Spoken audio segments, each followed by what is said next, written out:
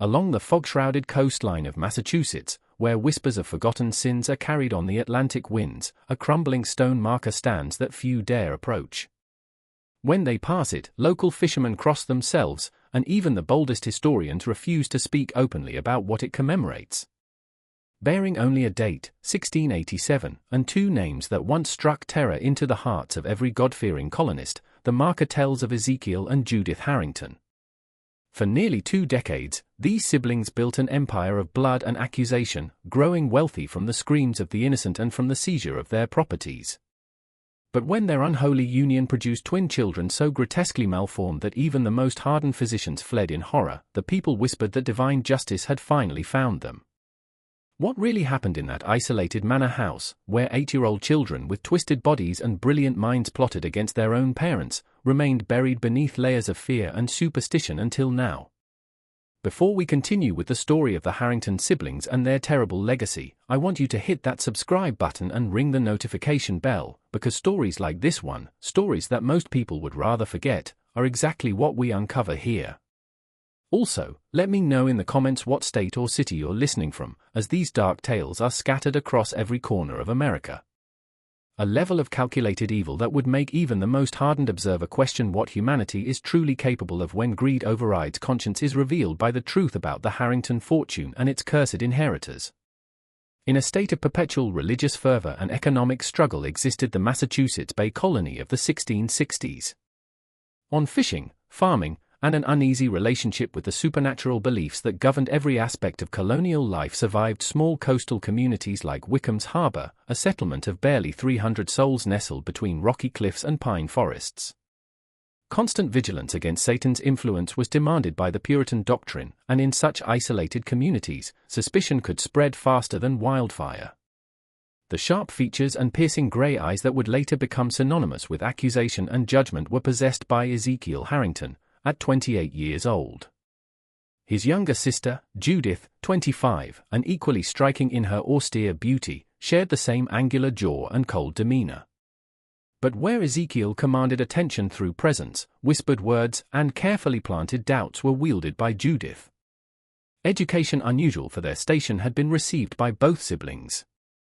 Their father, a failed merchant from Boston, had insisted on teaching them to read, write, and most importantly, to understand the legal intricacies of property ownership and inheritance law.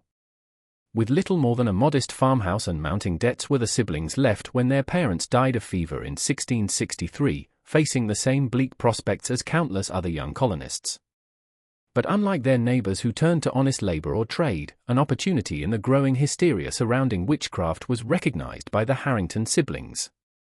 Throughout New England, communities had begun employing witch-finders, individuals who claimed special knowledge in identifying servants of Satan. Substantial fees for their services could be commanded by these professionals, and more lucratively, portions of the condemned's confiscated property were often received by them. The village of Milford, 2 days' ride inland, was the siblings' first client, where an atmosphere ripe for supernatural explanations had been created by crop failures and stillborn livestock.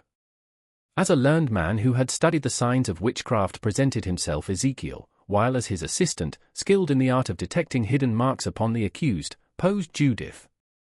Brutally simple was their method. They would arrive in a troubled community, study the local dynamics of wealth and power, then systematically accuse those whose properties would prove most profitable once confiscated. Their first victim became the widow, Constance Fletcher, a woman whose valuable grain mill, left by her late husband, was coveted by several local men. Under the Harrington siblings' careful orchestration, Constance found herself accused of blighting the harvest through unholy communion with dark forces. Overwhelming seemed the evidence they presented. Mysterious marks upon her body, which they had secretly inflicted during a forced examination. Testimony from neighbors who claimed to have seen her muttering strange words, coached by Judith's careful suggestions, and the damning fact that her mill continued to produce flour when others failed, actually the result of her superior maintenance and location. On November 15, 1664, Constance Fletcher was hanged, and her mill was divided between the town and the Harrington siblings as payment for their services. But merely the beginning of an enterprise that would eventually span 8 different communities and claim the lives of 57 innocent people over the course of 15 years was this. From cold practical calculation, not from any romantic inclination, came the decision for Ezekiel and Judith to marry. By 1675, assets worth more than £15,000, an enormous fortune by colonial standards, were controlled by the siblings. They owned property in 9 different communities, held mortgages on dozens of farms and businesses, and possessed detailed records of their various criminal activities spanning more than a decade. One of inheritance and security was the problem they faced. If either sibling married outside the family, legal rights to a portion of their wealth would be gained by their spouse and, more dangerously, potential access to the carefully guarded secrets that had made their fortune possible. Similarly, if either sibling died without direct heirs, their assets might be distributed among distant relatives or even claimed by the colonial government through complex inheritance laws.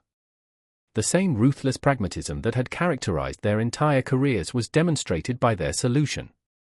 Ezekiel, as the elder sibling, would marry Judith in a private ceremony performed by a corrupt minister they had compromised during a witch trial in Salem village. From the wider community, the union would be kept secret.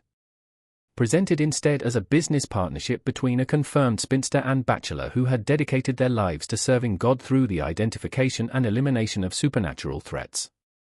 On December 21, 1675, during the winter solstice, a date chosen for its symbolic significance rather than any supernatural beliefs, took place the secret wedding. In the basement of their manor, the ceremony was held, witnessed only by the corrupt minister and 2 servants who had been threatened into silence. A mockery of Christian tradition was the wedding itself, performed not in celebration of love or spiritual union, but as a legal maneuver designed to protect their accumulated wealth and shared secrets. The siblings' confidence in their unholy arrangement seemed to be validated by the pregnancy that began in early 1676. Through the first several months, Judith's condition progressed normally with no signs of complications or abnormalities. A skilled midwife from Boston was hired by the siblings, paying her an extraordinary fee to relocate temporarily to their manor and provide the best possible care. Special foods, imported medicines were ordered by them, and even matching cradles commissioned, crafted from the finest mahogany and fitted with silk bedding suitable for children destined to inherit great wealth. But that something was terribly wrong began to emerge as subtle signs when Judith's pregnancy advanced into its final trimester. During the 7th month came the first indication, when Judith began experiencing movements that the midwife described as unusual in their violence and coordination. More than 300 babies throughout her career had been delivered by Sarah Whiteham, the experienced midwife, who had never felt fetal movements quite like those occurring within Judith's womb.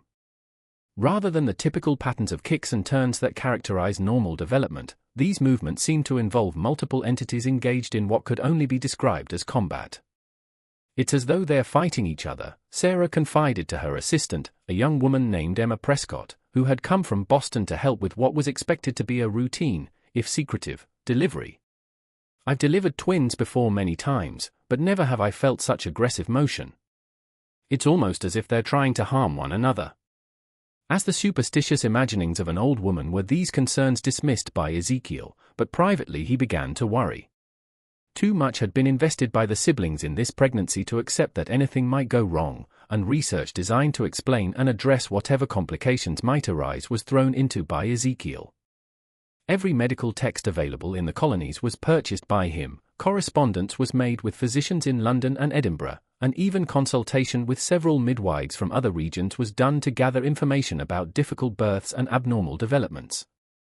Both reassuring and deeply disturbing was what he discovered in his research. That twin pregnancies often involved more violent fetal movements than single births was confirmed by multiple texts, particularly when the children were competing for limited space and resources within the womb.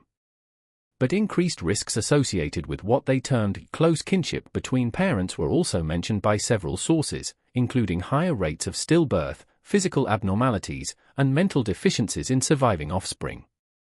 For nearly 2 days lasted the birth, when it finally began on March 15, 1677, and involved complications that would haunt Sarah Whitcomb for the remainder of her life.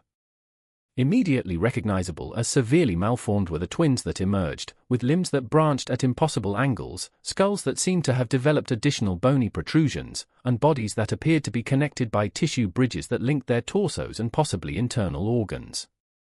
That these children possessed an awareness and coordination that seemed far beyond their apparent developmental stage was the realization that truly shocked the attending women. With purpose they moved, objects placed near them were grasped, and through a series of sounds and gestures that neither midwife could interpret, they seemed to communicate with each other.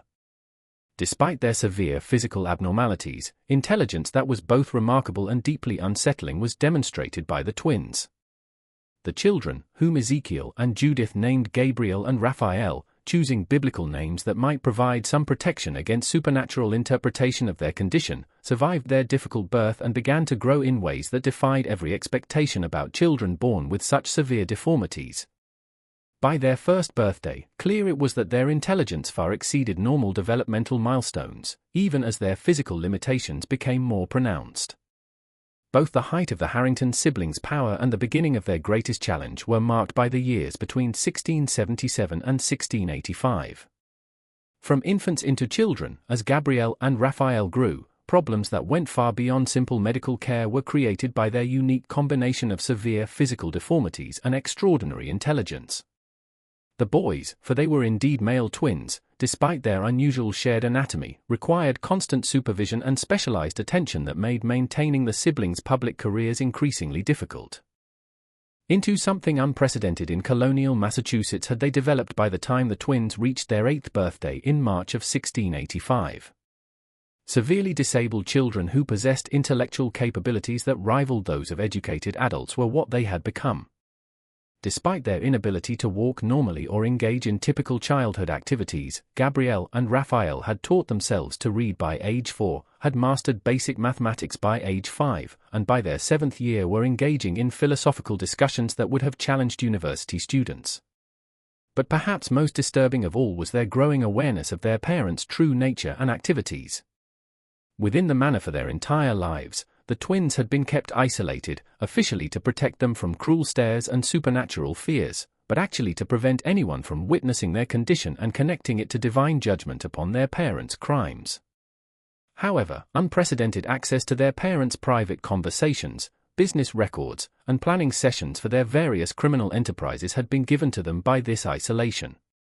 An uncanny ability to remain silent and motionless when adults entered their vicinity had been developed by Gabriel and Raphael, leading Ezekiel and Judith to discuss sensitive matters freely in their presence, assuming the children were too young or too disabled to understand what they were hearing. A catastrophic mistake that would ultimately lead to the siblings' destruction proved to be this assumption. Detailed knowledge of their parents' witch hunting operations was possessed by the twins by 1685, including specific information about manufactured evidence, bribed witnesses, and the systematic murder of innocent people for financial gain. More significantly, they had begun to understand that their own physical condition was not the result of divine judgment or random misfortune, but rather the direct consequence of their parents' decision to marry within their bloodline to protect their criminal empire. A mixture of rage, grief, and determination that was remarkable in its intensity and sophistication had filled the children with this understanding. Despite their physical limitations and their complete dependence on their parents for basic care, ways to expose the truth about the Harrington criminal enterprise and secure justice for their parents' victims had begun to be planned by Gabriel and Raphael. In the summer of 1685 came the twins' first opportunity to act on their knowledge, when a young woman named Margaret Caldwell arrived at the manor seeking employment as a servant.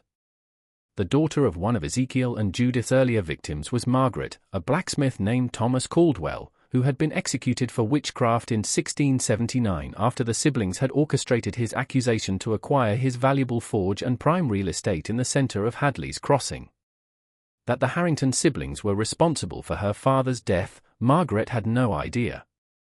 She knew only that they were wealthy, respected members of the community who might provide employment for a young woman left destitute by family tragedy. However, evidence that would eventually lead to the most significant witch trial scandal in colonial American history was what she discovered during her residence at the manor. Both ingenious and heartbreaking was the twins' strategy for communicating with Margaret. Despite their severe speech impediments and physical limitations, they had developed ways of leaving written messages in locations where she would find them during her cleaning duties. Simply with basic information about hidden documents and suspicious financial records began these messages, but gradually expanded to include detailed instructions about where to find evidence of their parents' crimes. More importantly, Gabriel and Raphael had learned to distinguish between their parents' different visitors and had developed ways of warning Margaret when particularly dangerous individuals were scheduled to arrive at the manor. Enough of their parents' operations had been observed by them to understand that some of their associates were even more violent and unpredictable than Ezekiel and Judith themselves, and their advanced knowledge of appointments and meetings was used to help Margaret avoid potentially fatal encounters. In September 1685 came the turning point, when specific information about where their parents kept their most incriminating records was provided to Margaret by the twins. A hidden compartment behind a false wall in Ezekiel's study that contained detailed financial ledgers documenting 15 years of criminal activity. Not only records of payments received for each witch trial but also itemized lists of confiscated properties, their estimated values, and notations about preparation costs and witness fees that revealed the systematic nature of their operations were included in these ledgers. Irrefutable proof that the Harrington siblings had been murdering innocent people for money was provided to Margaret by her discovery of these records, but it also placed her in mortal danger. That if Ezekiel and Judith discovered her knowledge, they would not hesitate to eliminate her using the same methods they had perfected against their other victims was understood by her. In finding a way to expose their crimes while protecting herself and the twins from retaliation lay her only hope. Both courage and strategic thinking that would have impressed even experienced criminal investigators were demonstrated by the solution she ultimately chose. Rather than attempting to flee with the evidence or confront the siblings directly, Margaret began secretly copying the most damning documents while simultaneously establishing contact with Father Benedict Thorne, a Jesuit priest who had recently arrived in Boston from France and who possessed both the theological knowledge to understand supernatural implications and the political connections to investigate powerful colonial figures. With skepticism began Father Benedict Thorne's investigation into the Harrington siblings, but quickly evolved into horror as he uncovered layer after layer of systematic evil that had operated virtually unchecked for more than 2 decades. Cautious and indirect had been Margaret Caldwell's initial approach to the priest, as she understood that direct accusations against such powerful and respected figures would likely result in her own destruction through the same methods they had used against their other victims. But a picture of criminal enterprise that exceeded even the priest's worst expectations about human capacity for evil was painted by the evidence that Margaret gradually shared with Father Thorne, copies of financial ledgers, witness lists with notations about payments and threats, and most damning of all, detailed maps marking the locations of confiscated properties and their current ownership. Uniquely qualified to understand the full implications of what Margaret had discovered was Father Thorne because of his expertise in both theology and natural philosophy. Unlike colonial authorities who might dismiss supernatural accusations as beyond their jurisdiction, or medical professionals who might focus solely on the children's physical condition, the priest possessed the knowledge and authority to investigate both the criminal and moral dimensions of the Harrington case.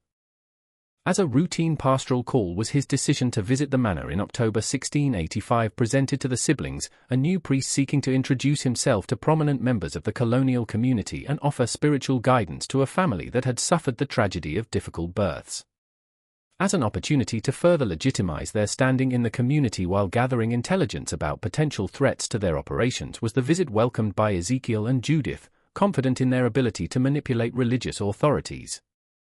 Father Thorne's specific training in recognizing deception and his expertise in identifying the psychological and spiritual consequences of systematic evil was what they failed to anticipate.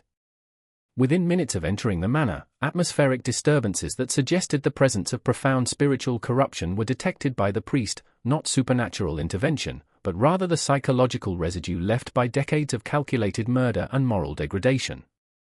Ostensibly motivated by pastoral concern for young souls dealing with physical challenges was the priest's request to meet the children. But to assess whether Gabriel and Raphael possessed the intelligence and awareness necessary to serve as witnesses against their parents was his true purpose.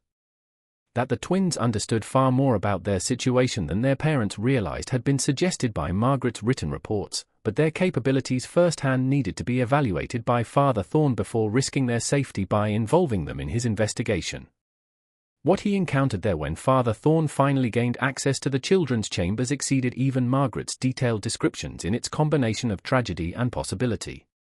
Intellectual sophistication and emotional maturity that was remarkable for children of any age, particularly those who had been isolated from normal social interaction for their entire lives, were demonstrated by Gabriel and Raphael, despite their severe physical limitations and obvious daily pain. More significantly, no fear of the priest was shown by the twins despite never having seen him before, and instead, relief and hope were displayed by them.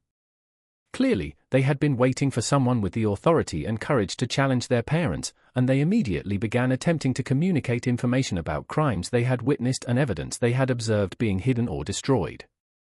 Instruction in ministering to victims of extreme cruelty had been included in Father Thorn's theological training, and he recognized in these children the same combination of suffering, awareness, and desperate hope that he had observed in survivors of torture and persecution. But unlike those previous cases where the victims had been adults capable of explaining their situations and seeking justice, Gabriel and Raphael were trapped by their physical limitations and their complete dependence on the very people who were responsible for both their condition and their suffering. Superficially cordial was the priest's departure from the manor, but that a fundamental confrontation had begun was understood by all parties. Enough to confirm his worst suspicions about the children's situation and their parents' character had been seen by Father Thorn, while in his manner and questions, a level of perception and determination that posed unprecedented danger to their carefully constructed lives had been recognized by Ezekiel and Judith. Methodical, comprehensive, and conducted with the full resources of the Catholic Church's administrative and intelligence networks was the investigation that Father Thorn launched upon returning to Boston. Unlike the crude legal systems of the individual colonies, sophisticated methods for gathering evidence, analyzing testimony, and building cases against powerful individuals who believed themselves above earthly justice were possessed by the Church. Within 3 weeks, a complete dossier on the Harrington siblings' activities had been assembled by Father Thorn, including financial records subpoenaed from colonial banks, testimonies from surviving relatives of their victims, and most damning of all, a detailed confession from Marcus Fletcher, a former accomplice who had helped plant evidence and coach witnesses for several witch trials in exchange for payment and protection from his own legal troubles. The true scope of the Harrington criminal enterprise was revealed by Marcus Fletcher's confession, including details about their methods for selecting victims, creating false evidence, and coordinating with corrupt officials to ensure favorable legal outcomes.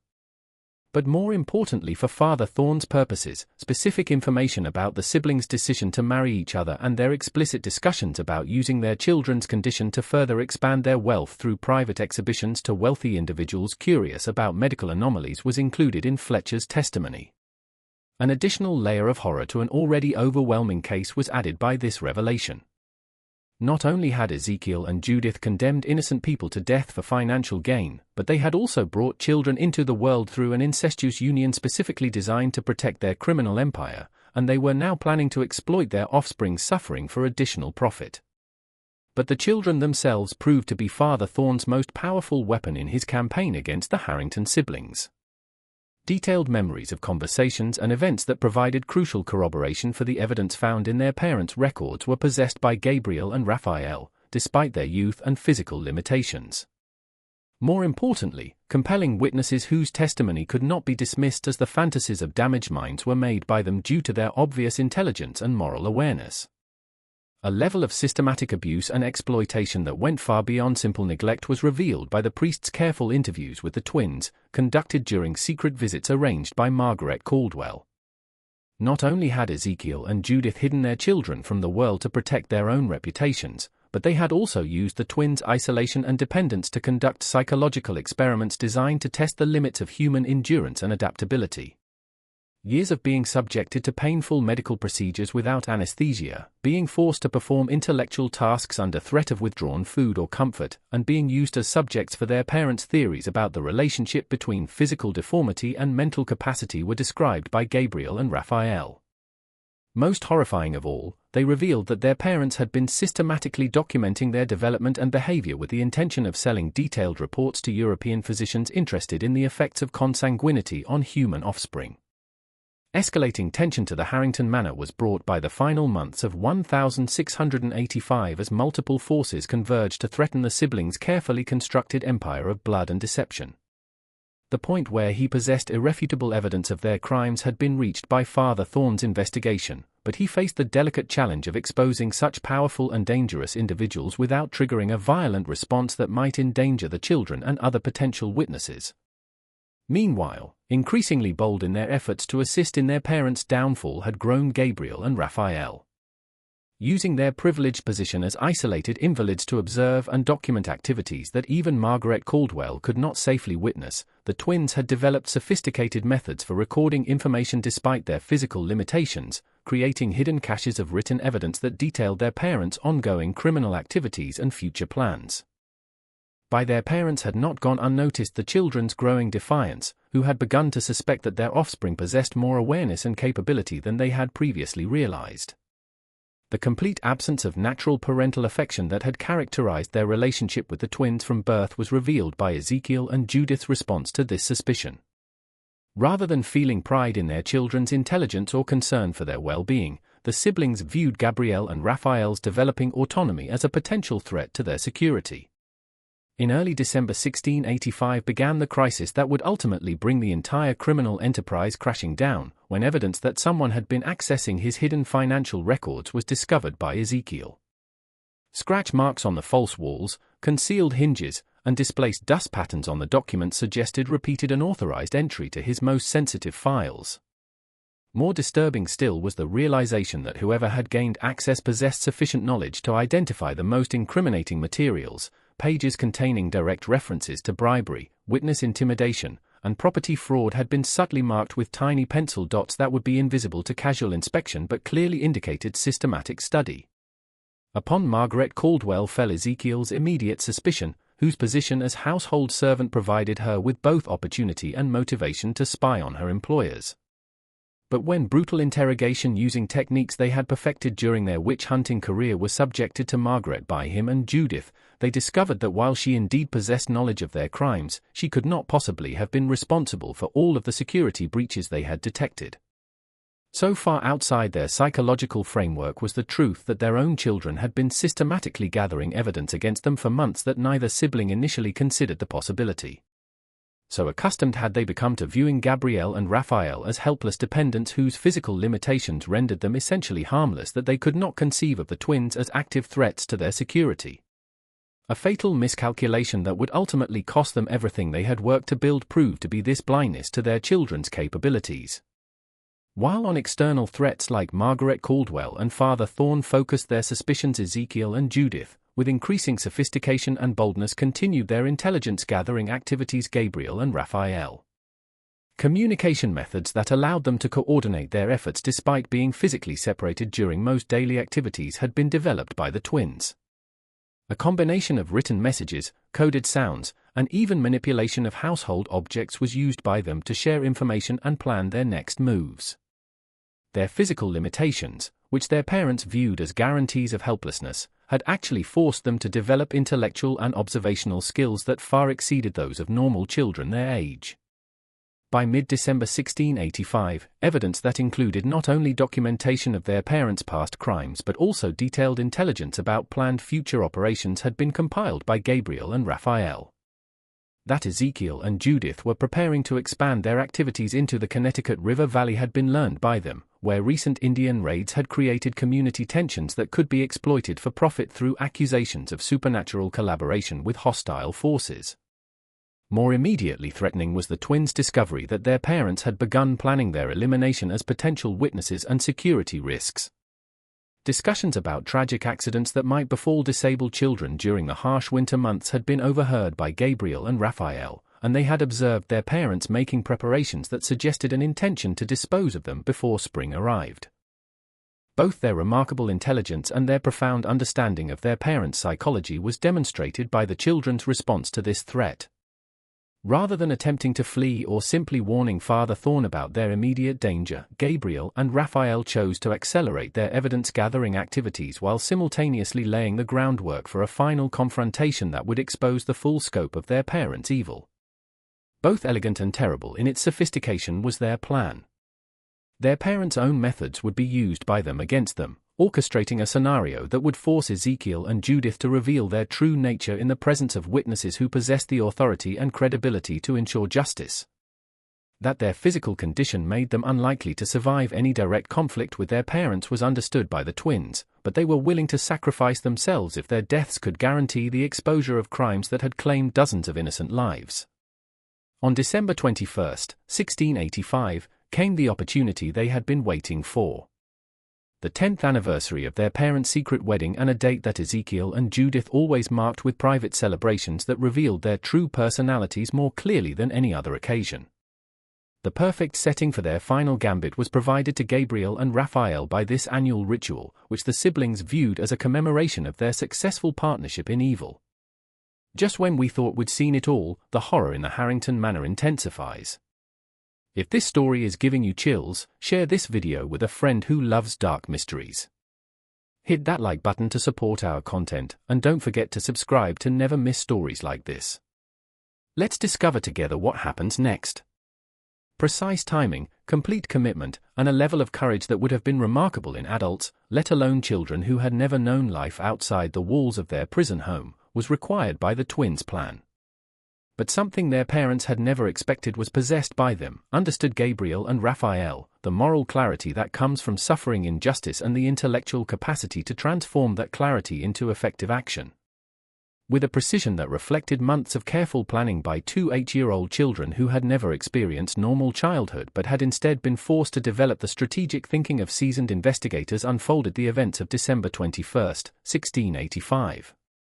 On their intimate knowledge of their parents' habits, personalities, and criminal methods, combined with their unique position as witnesses whom Ezekiel and Judith consistently underestimated, depended Gabriel and Raphael's plan. For Father Thorn to arrive at the manor during the evening hours when their parents traditionally conducted their anniversary celebration had been arranged by the twins, a private ritual that involved reviewing their accumulated wealth, reading selected passages from their victim lists, and planning future operations. Actually took place in a room directly above the children's chambers. Did this celebration, which the siblings believed to be completely secret, and for years, Gabriel and Raphael had been listening to these annual recitations of evil. Thick with an almost palpable sense of malevolence was the atmosphere in the manor that December evening as Ezekiel and Judith prepared for their 10th anniversary celebration. Their financial records had been reviewed by the siblings during the day, and materials had been prepared for what they planned to be their final winter in Massachusetts before relocating their operations to the more profitable and less scrutinized territories of the Carolina colonies. Some of their New England properties had already been begun liquidating by them, and new identities that would allow them to continue their criminal enterprise in regions where their reputations had not yet preceded them were being prepared. As always during their parents' private meetings, confined to their chambers, Gabriel and Raphael had spent weeks preparing for this night with the methodical precision of experienced conspirators. Despite their physical limitations, multiple hidden caches of evidence throughout the manor had been managed to be created by them, including copies of their parents' most incriminating documents, detailed maps of confiscated properties, and written testimonies describing specific crimes they had witnessed or overheard being planned. More significantly, specific structural elements of the manor's construction had been spent months weakening by the twins using tools they had fashioned from household items and techniques they had learned by studying architectural texts from their parents' extensive library.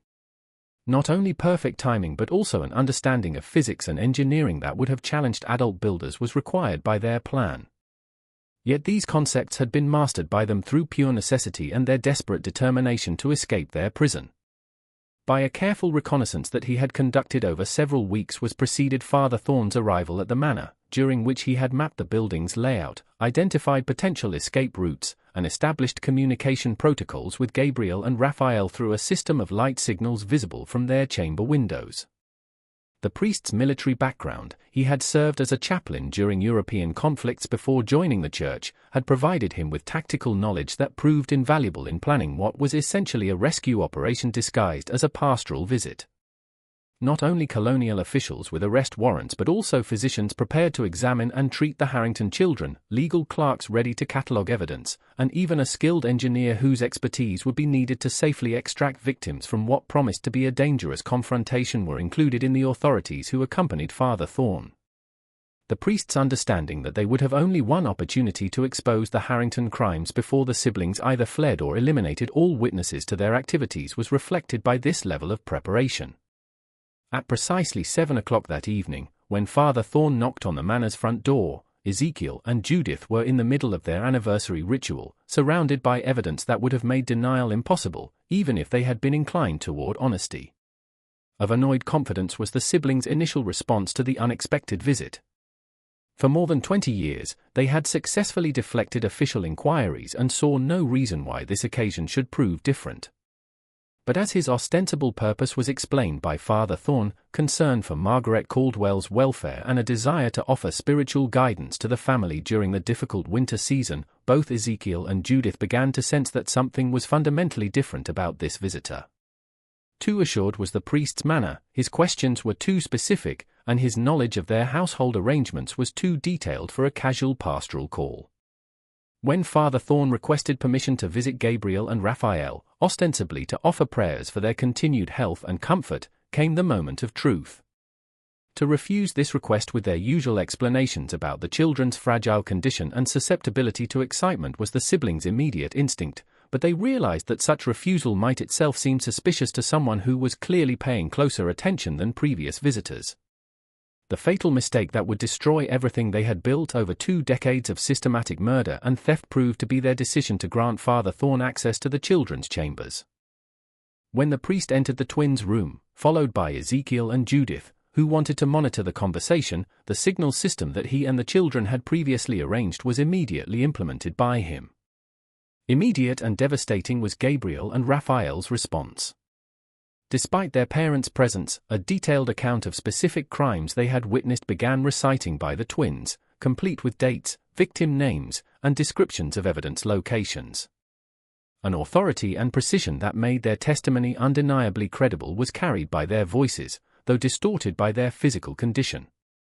On the night of September 14 in the year 1679, began Gabriel, his words carefully enunciated despite the effort required. Our father and mother met with Marcus Fletcher in the cellar to plan the accusation of Thomas Caldwell. Mother provided Fletcher with silver coins taken from Rebecca Whitmore's confiscated jewelry, and father gave him detailed instructions about where to hide the puppet that would be discovered during Caldwell's barn search. Without pause, continued the recitation by Raphael, demonstrating the coordinated preparation that had made their testimony so devastating. The puppet contained hair taken from Caldwell's youngest daughter during a forced medical examination our parents conducted under pretense of checking for supernatural marks. Fletcher was instructed to place the poet beneath the anvil in Caldwell's forge, where it would be discovered by witnesses who had been told exactly where to look. Devastating to Ezekiel and Judith's composure was the psychological impact of hearing their most carefully guarded secrets recited by their own children in the presence of a priest who clearly possessed the authority to act on such testimony. For the first time in their criminal careers, they found themselves completely unprepared for a threat they had never anticipated, betrayal by victims they had assumed were helpless and ignorant. But far from finished with their revelations were the twins. Not only their parents' past crimes but also their current activities and future plans had been spent years memorizing by Gabriel and Raphael. Hidden caches of stolen property were described by them, detailed the bribery networks that had protected their parents from investigation, and most damaging of all, revealed the existence of additional victims whose deaths had been concealed so successfully that authorities had never suspected murder.